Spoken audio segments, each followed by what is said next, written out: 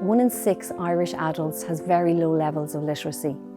Even more have low levels of numeracy. At these levels, a person could have problems with understanding the instructions on medicines, filling in an application form, adding up a bill, or helping children with homework.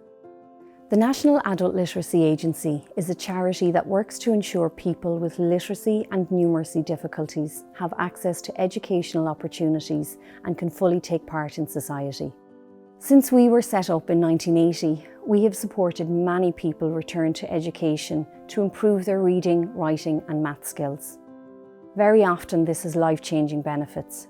Not only do they learn the technical skills of reading and writing, but they gain the confidence to learn other new skills. And it has a positive ripple effect in their families, community and society.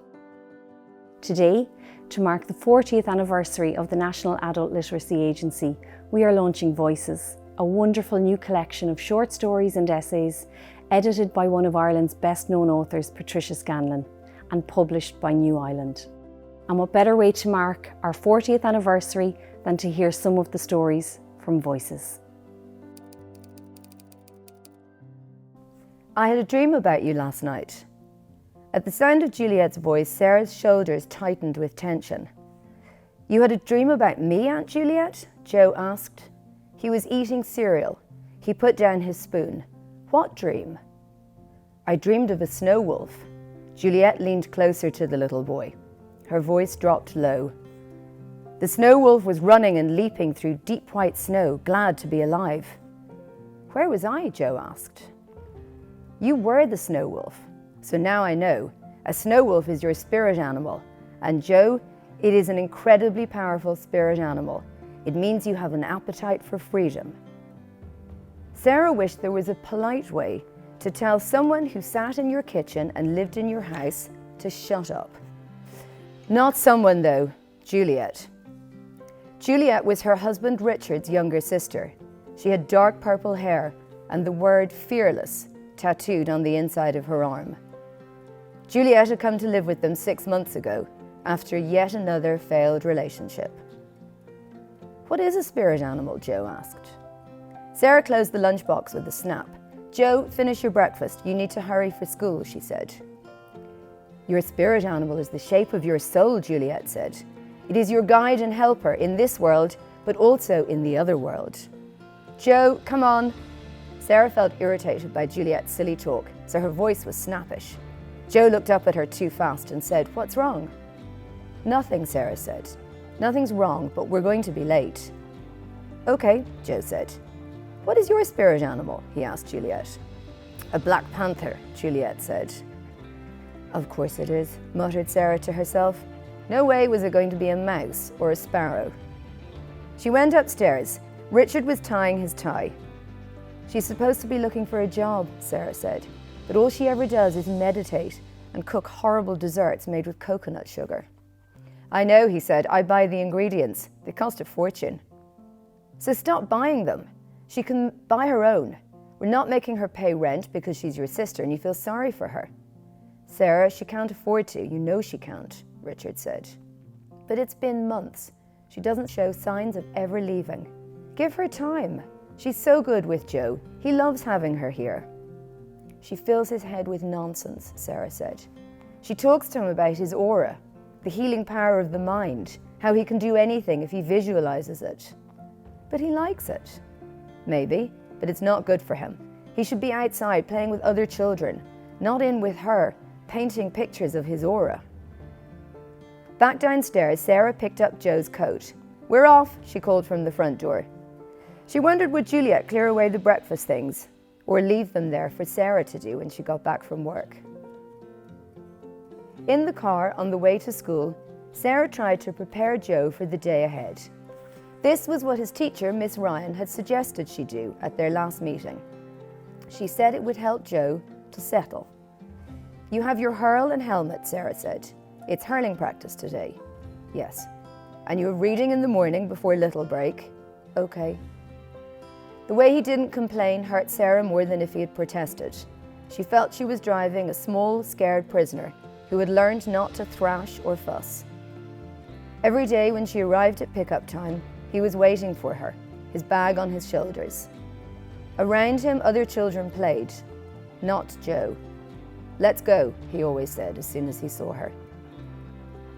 "Juliet says my spirit animal is a snow wolf," Joe said now, proudly. "And hers is a black panther. What's yours?" "I have no idea," Sarah said. "I don't really believe in that stuff." "But if it is real," he persisted, "what would you be?" "I don't know, maybe a chicken?" "You wouldn't be a chicken," he said, offended on her behalf. "Maybe Juliet knows what you are." "It's just stories," she said. "Juliet doesn't know." At the gate, she kissed him goodbye. "I love you, darling. See you later. Have a good day." "See you later." He never said he loved her at the drop-offs.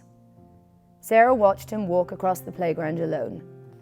She wanted to run after him, grab the bag from his back and say, "Not today. Let's go somewhere else, just us." She wanted to hold him tight, to be the person who protected him, not the person who dropped him every morning to a school he hated. How much longer would they give it, she wondered as she drove on to work. Another month, a year, and then what? "He'll settle," Richard had said after the first meeting with Joe's teacher, Miss Ryan, a few months into junior infants. That was when Miss Ryan said they should have Joe assessed in case he had additional needs. "He just needs time," Richard had said. "He's young for his age." Sarah had agreed. "He is, nearly the youngest in the class." But she knew that it was not just his youth that set Joe apart. It was something else, something that was in him, that made the other children want to hurt him, not help him. "Let's go," Joe said, as soon as he saw Sarah that afternoon. But before they could leave, Miss Ryan came over to them. "Can I speak to you?" she asked. She put a hand on Sarah's arm to stop her from leaving. "Yes, of course," Sarah said. Her heart sank. "Joe, wait here for me." The classroom smelled of chalk and feet and disinfectant. "There was an incident during hurling practice," Miss Ryan said. "Joe hit another boy with his hurl." "I see." Sarah waited. Experience had taught her that it was better to wait. "I did not see how it began," Miss Ryan continued. She was speaking quickly. "Joe said that the other boy started the fight, but I asked the other children, and they said that the other boy did not do anything physical." No, Sarah thought, he wouldn't have to. Not at this stage. The groundwork had been so well laid by months of teasing. "Joe would not hit anyone without good reason," Sarah said. "Even then, he would have to be provoked a lot." "I'm sure that is true," Miss Ryan said. "But at this school, we have a policy of no tolerance for hitting." Of course you do, thought Sarah. You have a policy for anything easy. But where is your policy for protecting a child who finds every day in your care confusing and lonely and now dangerous? "I was wondering," Miss Ryan continued, "if you have thought any more about an assessment." Her voice was full of concern, but Sarah did not believe in her concern. "We have not," Sarah said. "Perhaps you should," Miss Ryan said. Sarah knew that Miss Ryan wanted an answer that would make her own life easier. A piece of paper with a label that would tell her what to do with Joe. "We will consider it," Sarah said. And they would have to, she knew. Even though she did not believe that giving Miss Ryan the label she was looking for would make her a better teacher to Sarah's son. Outside, Sarah took Joe's hand on the way to the car. The playground was empty, so he let her. She wondered would he ask what Miss Ryan had wanted. He did not. He stared out the window and said nothing until they reached the house. "What day is it today?" he asked then. "Tuesday," Sarah said. "Why?" He did not answer, but she knew he was calculating in his head. If today is Tuesday, then tomorrow is Wednesday, then it's Thursday and then Friday and then the weekend.